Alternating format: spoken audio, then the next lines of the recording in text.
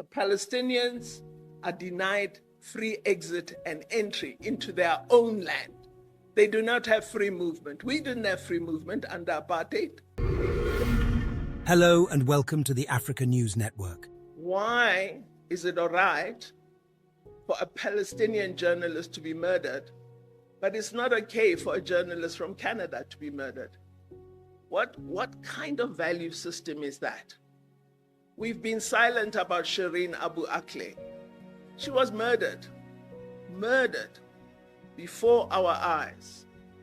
The media today, since the period of the embeddedness of Iraq, totally without objectivity, except Al Jazeera. That's the only one. The rest, I'm sorry. But you need to be active proponents of an objective media that informs, that is balanced, and that tells the truth. Not a media that lies and tells you a quarter of the story. So we've got to address all these things. So the fundamental crises of our time call for international responses, in our view. We accept that the world is increasingly more fragmented. It provides an opportunity for those concerned with economic justice, yourselves, to work toward creating a genuinely progressive alternative.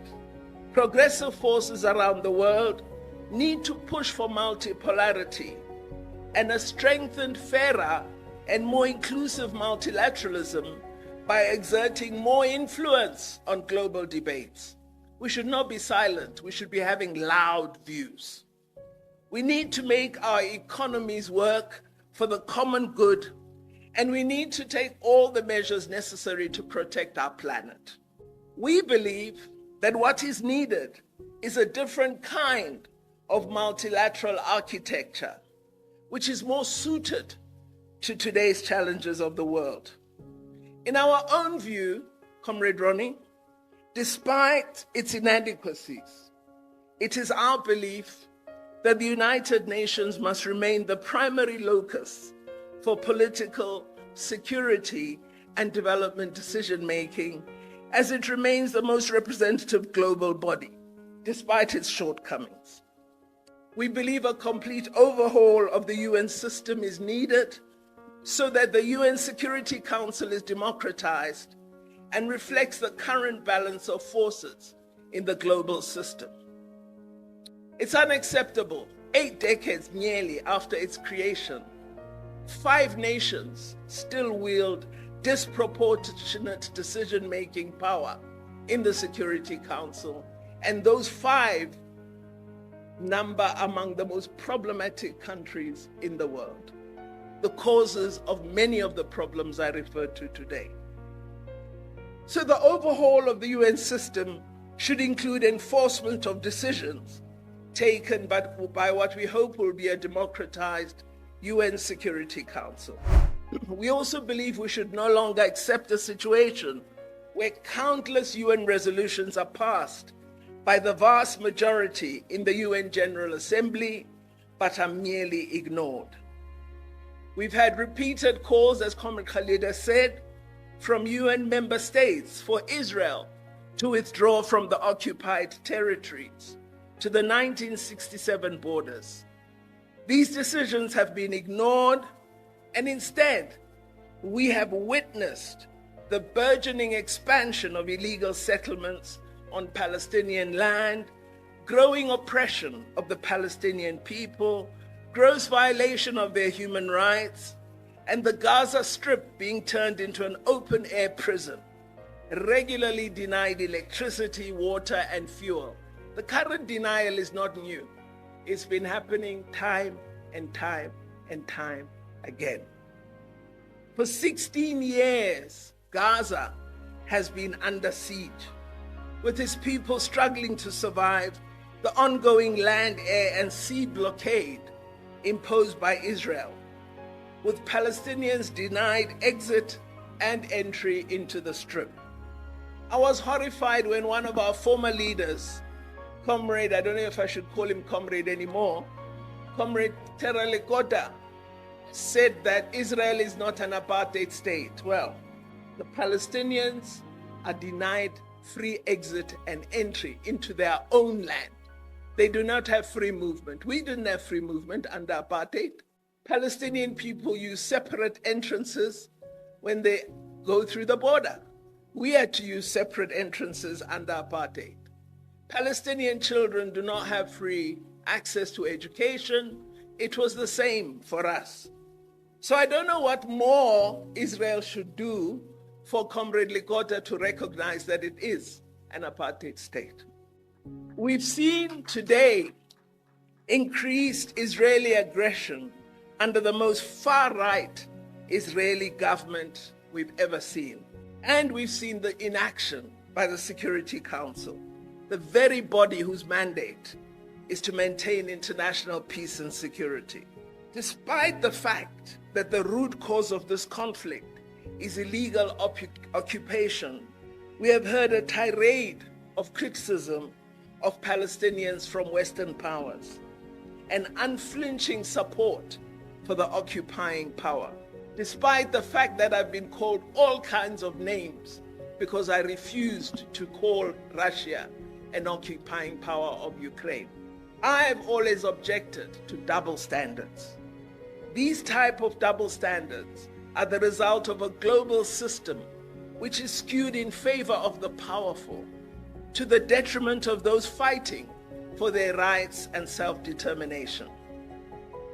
I repeat, it is imperative that social movements raise their voices in solidarity with the Palestinian people, particularly given the notably biased media coverage of the current violence.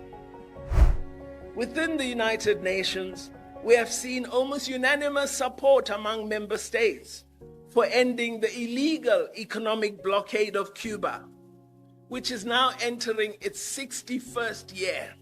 Yet, the Cuban people continue to be denied access to life-saving medicines, essential goods, and the right to trade as any other sovereign nation. These are injustices that once more need to be taken up by the global South and progressive forces worldwide to create a groundswell of popular support for the Cuban people, as well as the people of Palestine and all oppressed people all over the world. We are also articulating calls that we should overhaul the current global financial and trade architecture, and much of the world is joining us in this call.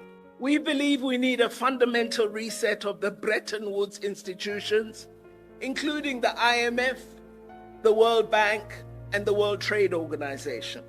Multilateral development finance institutions need to be redesigned to respond to the challenges we are confronted with and to assist countries to meet the sustainable development goals. They must help us respond effectively to public health emergencies and to mitigate climate change. The IMF needs to be repurposed and should provide counter-cyclical lending in times of debt distress, enable debt restructuring and relief, and provide liquidity to all countries that require it. We are fortunate as South Africa to be part of the BRICS Partnership. And in BRICS, as the BRICS countries, we've been working toward developing a more equitable, balanced, and representative global governance system. This includes the restructuring of the global financial architecture. We have built up an institution such as the New Development Bank, which we own as BRICS, and it has given us, as emerging economies, greater control over lending and greater autonomy over the progress and course of our development. As we discussed in the most recent BRICS summit, which we hosted as South Africa, the concept of countries opting to conduct trade in their own currencies is to us a welcome development. And we are now investigating how we can multiply such practice and have it available to all of us. Emerging economies are key to reforming global governance. The fact that we've had emerging economies holding the G20 presidency for the last 4 years is an opportunity that we should not waste as countries of the South. Indonesia held the presidency last year and brought back development issues into G20. India held it this year and sustained that focus. Brazil is assuming the G20 chair next year, and we must ensure it holds the ground. And in 2025, South Africa will be chair of G20. And again, we must strengthen the progressive ground. With leading countries of the global South able to set the world agenda, this is an opportunity for all of us to push for real change. Let's not waste it. The demands that were made over 50 years ago by the global South when it met as NAM, that we should overhaul the rules of international trade, reform the international financial system, and recognize the sovereignty of each state over its natural resources. All of these, articulated over 50 years ago, are gaining momentum today. As the great revolutionary leader of Cuba, President Fidel Castro said, we need to unite today to build the tomorrow we yearn for, to vindicate the always excluded, and to rescue faith in humanity. I hope we can do this, and I thank you for listening to me.